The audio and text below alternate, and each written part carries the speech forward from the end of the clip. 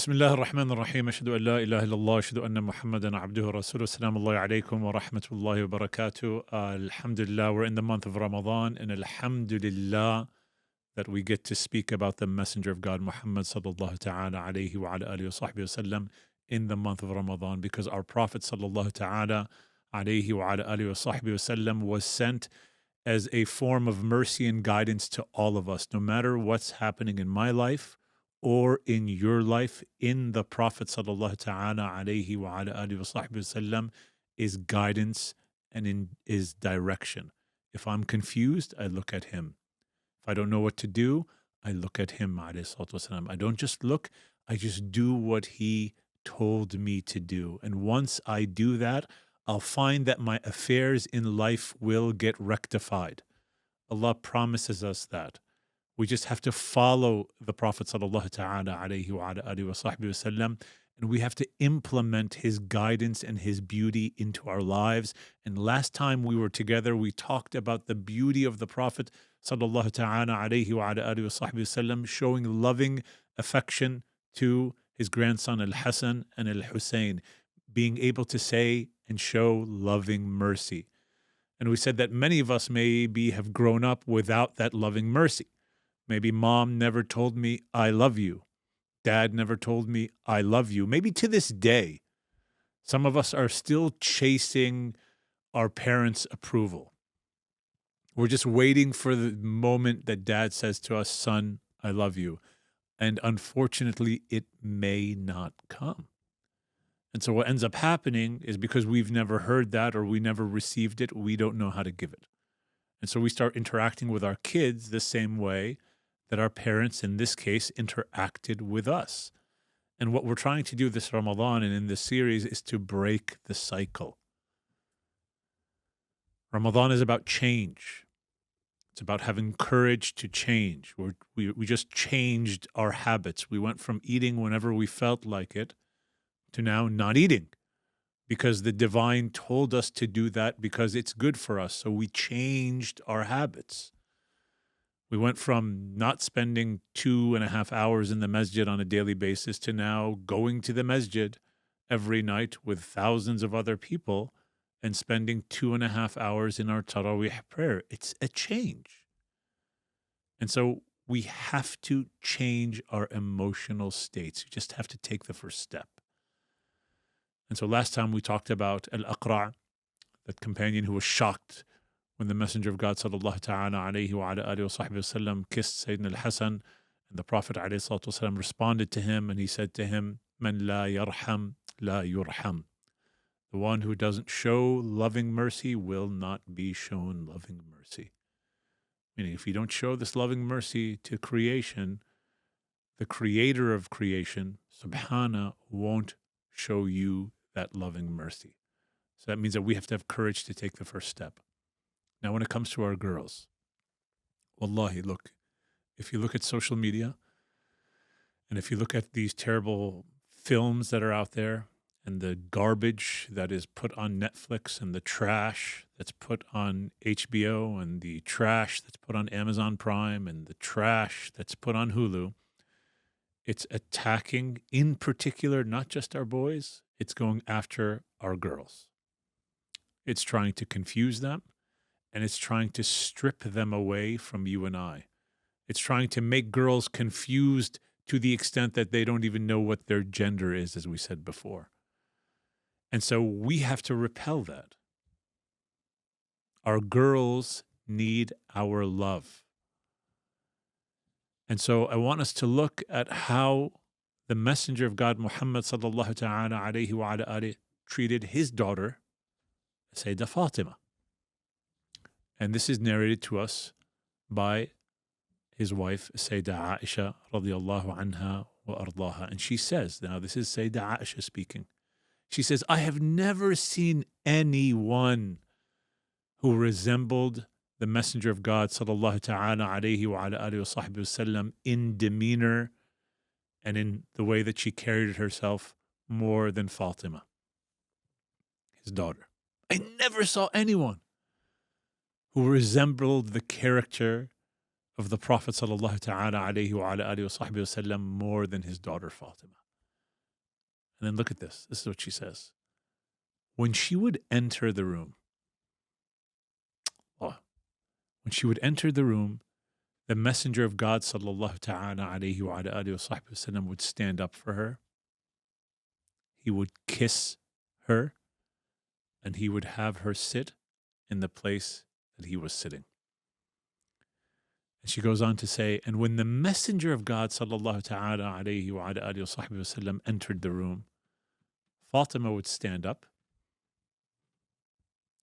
take him by the hand, she would kiss him, and seat the Prophet in her place. Open display of love. He showered Fatima radiallahu anha wa ardaha with love, to the extent that it's narrated in the books of hadith. He would stand up when his beloved daughter walked into the room. That's a sign of honor. I see you. You're saying, I see you. I recognize you. Do you know what that does to a young girl's heart or a young woman's heart? Just the fact that they enter into the room. Imagine, we all go through different things in life, and you enter in the room and you think that you're not going to be seen, that you're not important enough in the environment that you're in to even be recognized. But the Prophet sallallahu ta'ala alayhi wa ala alihi wa sahbihi wasallam, he teaches us otherwise. He stands up and Fatima's heart is overwhelmed. Imagine we did that with our daughters. Imagine the message that's being sent to our kids if you, dad, when your young daughter or your teenage daughter or 20-year-old daughter or even 30-year-old daughter walks into the room and you stop whatever it is that you're doing, you get off your phone, put down WhatsApp, and you stand up just to show her respect. Do you know what that makes her feel in her heart? I guarantee you it's going to have an impact on her heart. But the Prophet sallallahu ta'ala alayhi wa ala alihi wa sahbihi wasallam, he doesn't stop there. He lovingly shows affection by kissing her on the forehead. Sallallahu ta'ala alayhi wa ala alihi wa sahbihi wasallam. It's not only I see you, but it's I love you. Our daughters need that. Our daughters need that. They need to know that they're loved. Most of the challenges that we have with our young daughters when we see them going into strange places and spaces is because they're not feeling or getting that love at home. It's not being articulated. It's not being shown. And so what do? They look for that love somewhere else. And then there's another group that's telling them, hey, love is love. We love you. Come here. They're all smiley, happy. But then what do? They strip away that person's humanity. It's not love, it's poison. And why? Just because our daughters are looking to be validated. And that validation has to come from you, dad, and you, mom. And he would kiss her, sallallahu ta'ala alayhi wa ala alihi wa sahbihi wa sallama. And then he would seat her where he was sitting. How amazing is that? How amazing is that? And so the Prophet sallallahu ta'ala alayhi wa ala alihi wa sahbihi wasallam, he's teaching us as parents, he's teaching us as human beings how to have an emotional exchange with a precious individual that Allah subhanahu wa ta'ala has put under your care. And this teaching is so important in the time and space that we live in right now, especially to our young girls that are in that teenage 13, 14, 15 years, where they're being attacked left and right, where all the shows that the satanic Hollywood is trying to come up with and the satanic Bollywood is trying to come up with is to try to confuse them, especially at that age, because they know if I get them then, I've got them for the next 20 to 30 years. And so what do? We sit by the wayside. We allow it to happen.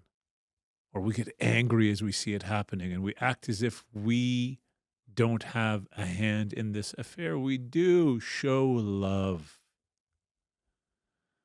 Hug your daughters. Tell them I see you. Tell them I love you. Spend time with them. Talk to them. Not everything they say to you, you need to respond to. It's not every time you have, if you're getting into a debate with your teen, every time you're talking to them, that means that our approach as parents with our teens is wrong. Teens are going to say silly things, crazy things. And not all of it needs to be responded to. Just khaliha, mashiha. Don't worry. Just let it all come out. Let it all come out. Let it all come out.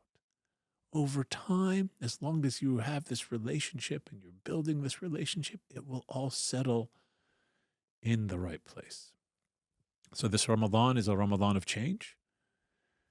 And what we're focusing on in this series that we have together over the next few weeks is the most difficult of change, is where you and I are going to dig deep and display habits that maybe were not displayed to us. And I know it's not easy, but it's prophetic. It's Muhammadan sallallahu ta'ala alayhi wa ala alihi wa sahbihi wa sallama. And we pray that Allah subhanahu wa ta'ala gives us the courage to change. Ya Arhamar Rahimin.